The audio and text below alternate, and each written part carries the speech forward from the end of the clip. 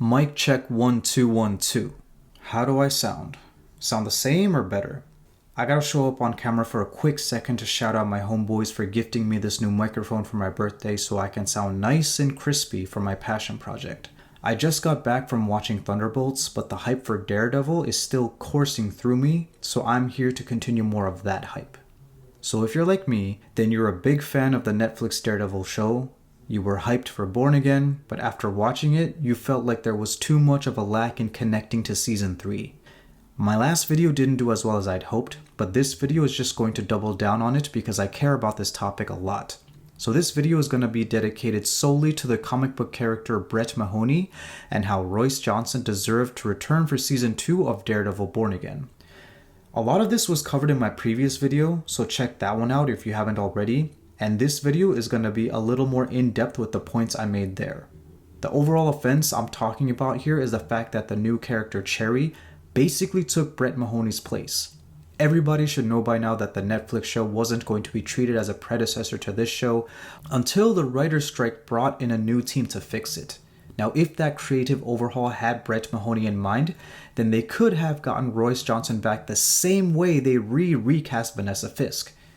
I'm going to explain in this video about how Cherry replacing Brett was bad on so many levels, and backing my points up by proving with 3 different reasons how and why Brett Mahoney was important not just in Daredevil, but practically all of the Netflix MCU shows. Reason number 1, Brett Mahoney was childhood friends with Foggy Nelson, so his death would hit very close to home for Brett too. I'm only getting started here, but it was established from the very first episode of the original Netflix show that Brett and Foggy have known each other since they were kids. Officer of the law, defense attorney. We're supposed to be enemies. First off, we've been enemies since we were 4, Brett, so let's not blame it on career choices. You know what I love about our dynamic? We skip the pleasantries. No hellos, no how you bins, straight to business. I'm about to get to the business of dragging your ass up out of here. I wouldn't have intruded if it wasn't important. Let me guess, you need a favor. See? Do you have this kind of shorthand with anyone else? Need I remind you of your obligation to protect and Stick serve? your obligation up your ass, Nelson. And one of the running jokes about the Netflix show was the cigars that Foggy gives Brett's mom as sort of a bribe so that Brett can give him and Matt good lawyer work. These are for Bess. Please stop giving my mom cigars, Foggy. What? She'll outlive us all. Sergeant, how's your mom? Smells like a stogie. Otherwise, Yeah, I keep telling Foggy not to get her cigars, but... she'd sneak them one way or the other. Crafty old bird. Right. So in the opening scenes of Born Again Season 1, there could have been an emotional scene with Brett reacting to Foggy's death since they've gone way back. But since there is no Brett and all we got is Cherry, we got nothing of the sort. That was a missed opportunity. And as far as Foggy goes, I think there is a way to rectify this, which I will explain later on. Reason number 2. Brett Mahoney has worked with both Matt Murdock the lawyer and Daredevil the superhero multiple times in the past. Everybody who has watched all 3 seasons of Daredevil and even some of the other Netflix shows already knows about this. He was the one who put handcuffs on the Kingpin in the Season 1 finale. And right after that fight, he's the one who gave Daredevil his superhero name. Thank you, Sergeant. Hey, so what am I supposed to call you when I file my report?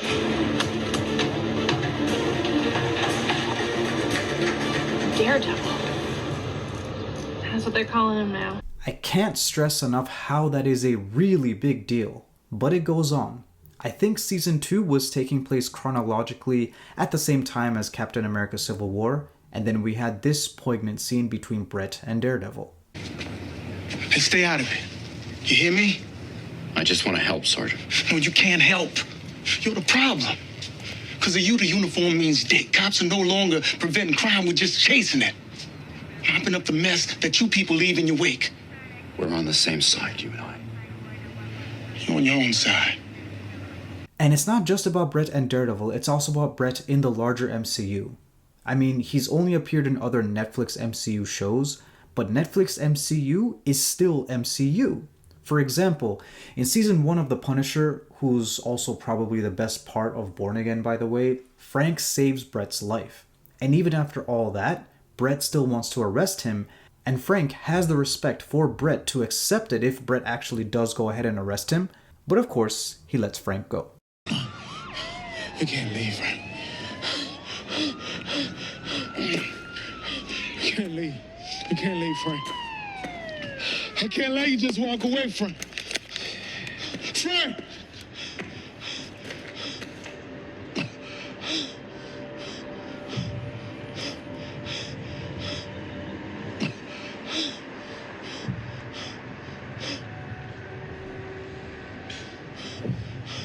Yeah, you do what you gotta do.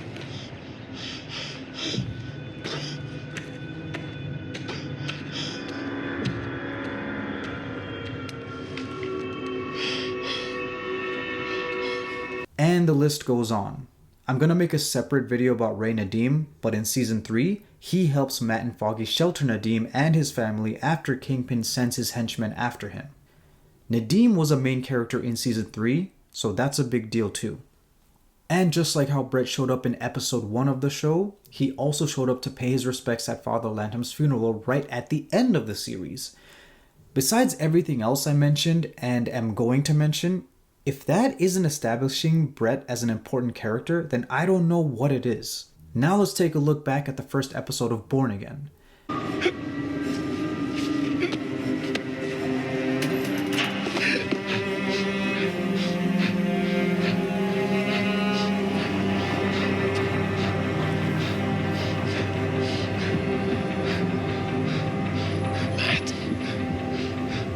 Personally, I felt absolutely no weight when Daredevil's identity was revealed to Cherry.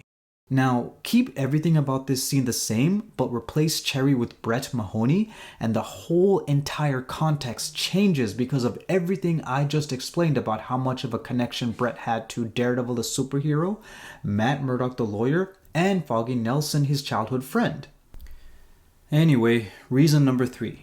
Brett Mahoney hates Wilson Fisk, and he was the one who personally arrested him both times he was previously caught. We touched upon this in the first reason, but right before Brett gave Daredevil his superhero name, he's the one who shows up in the aftermath of the epic fight at the end of season 1. Kingpin's story is mostly just build-up in season 2, but in season 3, it's firmly established that the NYPD hates him. After Nadeem places his trust in Brett, they're able to save Karen's life from the hands of the FBI, who works for the Kingpin, and were ordered to kill Karen since it's revealed she killed Wesley. Then, as we get to the very end of the show, Brett is there after the epic fight between Daredevil, Bullseye, and Kingpin, where our hero is victorious again, and Brett gets to repeat the words, Wilson Fisk, you're under arrest. And right after that, Brett is the one to identify the Devil's imposter. He isn't the real Daredevil. How do you know? Because he is. Which is a callback to season 1 since, as I pointed out, Brett was the one who gave Daredevil his superhero name. And then right after that, he's the one to shove Kingpin into the NYPD car. And the next time we see Kingpin after he's out of prison again is in Hawkeye. Now take the ending of Born Again for a second. When Daredevil comes into the bar from the back of Josie's, it's a small band of like-minded police officers gathered together conspiring to take Kingpin down.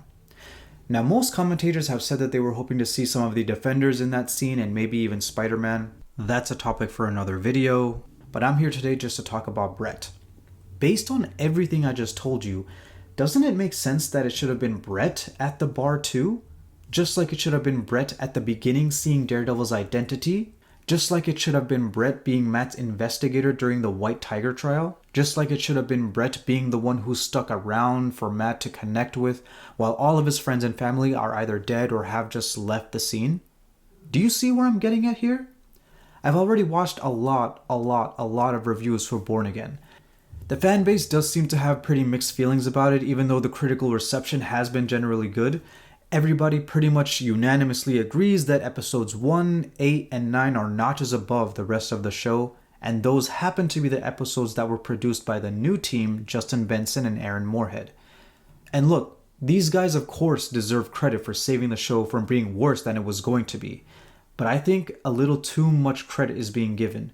Because as it is, Born Again Season 1 is a disheveled mess, and that's largely because the first team's cut was retained instead of scrapped.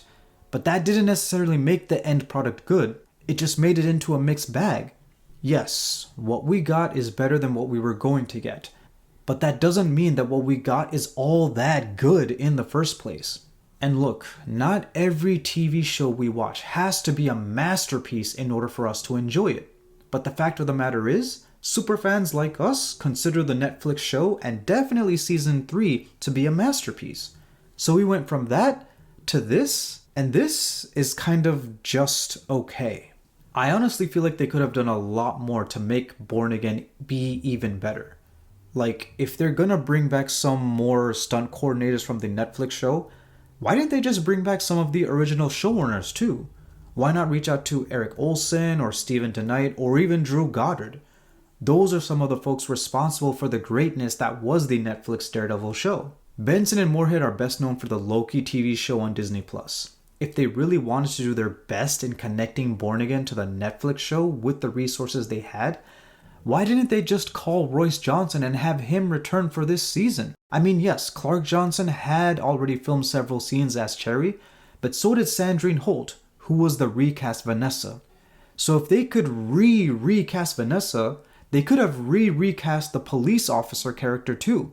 Yes, it would have sucked for the previous actor, and it might have meant a little bit more of a delay for the reshoots. But in Sandrine Holt's case, I'm sure she still got paid for the work that she did. And on top of that, there's always the chance that she could get cast into another role in the MCU. In Sandrine Holt's case, I think that's what they should do because she is a great actress, but bringing Ailid Suhr back made that much of a difference.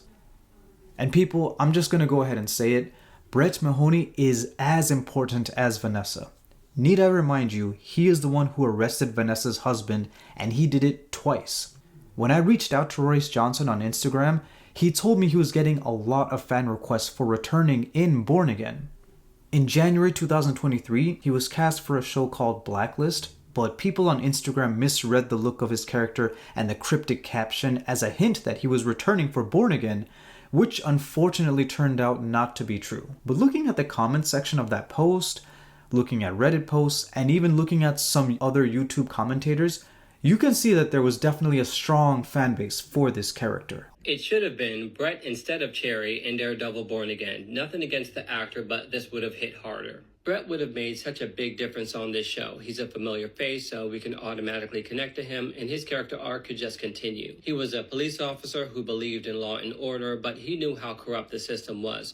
And Matt could share his grief about Foggy with Brett in a way that he can't with anyone else in the cast because they both knew him. And Brett knew Foggy even before Matt did. They go way, way back, so this death would have really affected him. Not enough has been done with Cherry to make me care about him. Whereas with Brett, he already has a built-in dynamic with Daredevil. We saw him grow and realize that his brand of vigilantism is good for the city. He was there helping Daredevil with Kingpin and Punisher, and he would have been a useful ally during this Muse conflict. Brett could have been that bridge between the original Daredevil and Daredevil Born Again so that it didn't feel so divided.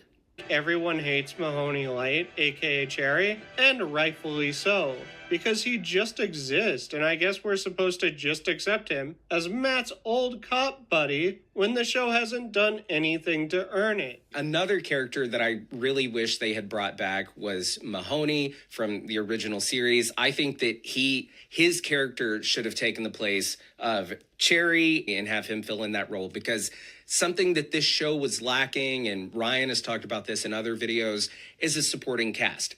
I think if we were to bring in characters like Mahoney, like they did with Karen and Foggy, who already have 3 seasons established of their characterizations, we would be able to feel more connected with the story. Like the first episode with Cherry and, I'm forgetting her name, but the other cop in the bar, and how they're part of the gang for some reason, but we've never met them ever. Of course I missed Mahoney. He was such a, like, great, like, integral part to the show, like, originally. Like, the original season. And he had a connection to Foggy. That would have been great. Of course. Yeah. I saw this online, and I'm saying this so that people don't misconstrue this as my original thought, but, like, could you imagine how hard that episode 1 reveal would have hit if it was Mahoney finding out that Matt was Daredevil on top of that rooftop? Like, how many layers of, like, oh my god, like, I've known...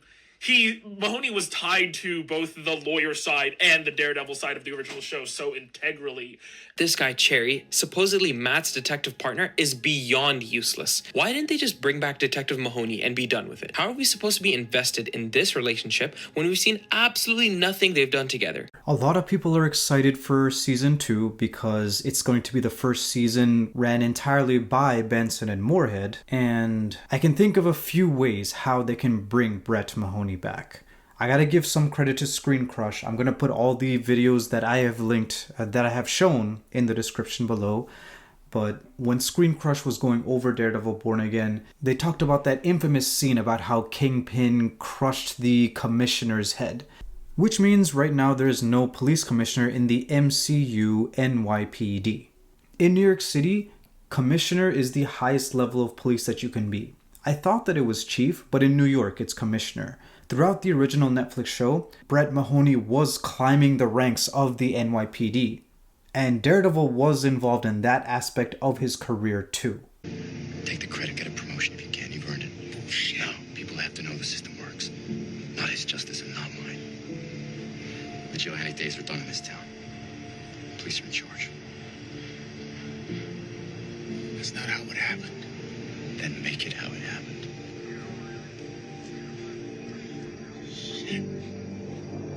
And on top of that, there's also the case of Foggy Nelson. So another popular theory that I've been seeing doing the rounds on the internet is the idea that Foggy might actually still be alive and in witness protection, which I touched upon a little bit in my previous video. So given the fact that Brett has a history with Foggy, maybe it's going to be revealed that Brett is the one who facilitated Foggy Nelson's witness protection case. Maybe that's going to be Brett's introduction into season 2, and it ends with him eventually becoming the police commissioner, the highest rank of police. That would make sense for his character arc since that's what he has been doing throughout the show.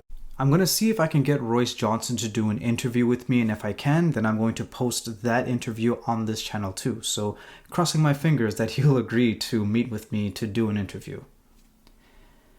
But that's pretty much it. Thank you for tuning in if you have watched the whole video.